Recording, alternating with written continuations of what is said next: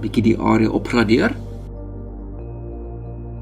Hier het ons nou weer vir Downtown Bellville, dis die ou deel van Bellville, waar ons nog allemaal geshop het hier so in die 70s en die 80s, voordat dit Vrydag was.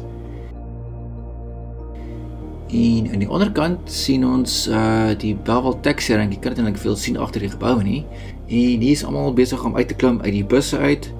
Ek weet nie waar hulle pad is nie, ek weet nie waar hulle gaan bly nie, maar feestelijk besig hier onder aan Bellville, dis nou natuurlijk hier reg onder die politiekantoor waar allemaal afgelaai word. Ek is seker van hulle wat afgelaai en nie opgelaai nie, want dit lyk asof allemaal soort van hulle wegvind daar dieper in Bellville in. Daar achter het ons vir Tafelberg en Tygerberg Hospitaal. Dis hier so by Tini Meyerlaan. En daar achter is die Bellville stasie, treinstasie. En hier so pen ek weet nie weer net vir hulle te wys hoe lyk die res van die ou deel van die Bellville CBD. Pragtig met die berge daar achter.